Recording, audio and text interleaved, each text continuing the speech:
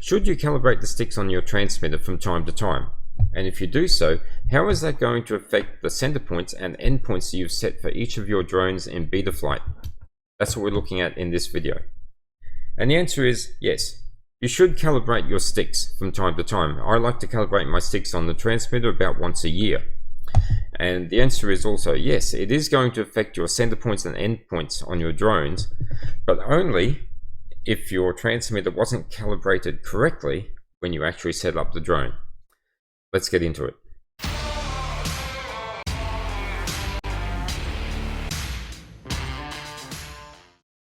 Okay, so here I've got a transmitter that I haven't calibrated the sticks on for well over a year. And I've also got a drone where the center points and end points are set pretty much correctly in Betaflight. So the first thing we're going to do is jump into Betaflight and have a look at the endpoint settings on the drone.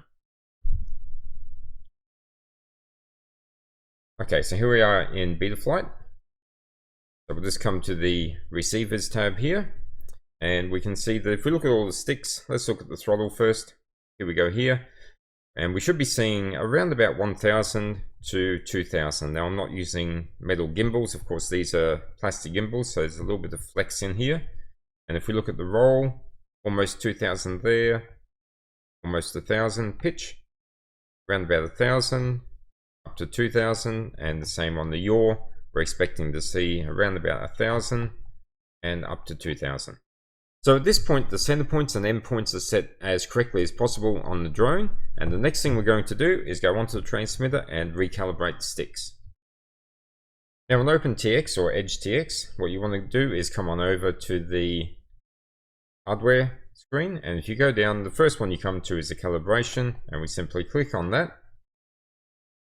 And we push the enter key to start recording. And it tells us to set the sticks in the center, which we have here, and also our sliders. In this case, we've got some roller switches here, and we'll set them in the center position as well. And although you can't see the screen there, it says enter when done.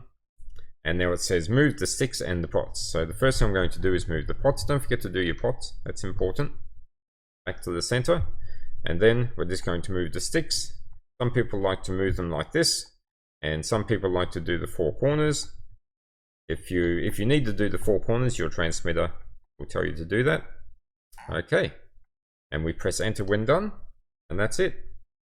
So having done that, the big question is, has that affected the endpoints that we've set in Betaflight on the drone? Let's go back into Betaflight and check on that. We'll connect, go back to receivers tab, and we've got all of our channels here. Let's get the transmitter up as well. Okay, so let's look at the roll.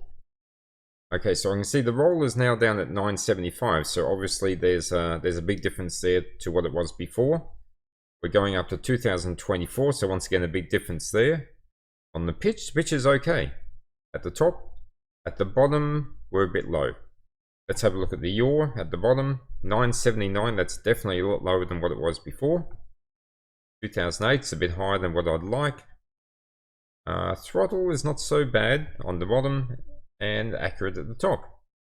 Well, a really big difference there, and I can see that the sticks on this transmitter really did need to have a calibration done on them. Just before we go on, let's take a look at one setting on the transmitter. Okay, and this is the outputs, and you can see here that I haven't actually gone and reset these outputs to 0, and these are the output settings that I adjusted on the transmitter when I set up the drone and set the endpoints on the drone. Okay, so where to from here?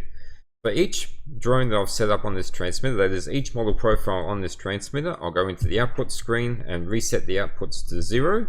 And then I'm going to go into Betaflight and reset the center points and the end points for each drone in Betaflight. Now I'm not going to go into that in this video. I'm going to put a card on the screen because I've got a video that actually shows you exactly how to do that. And you can follow through on that video. If you found this useful, please go down and hit the like button. It'll help other people find this video. Until next time, happy flying.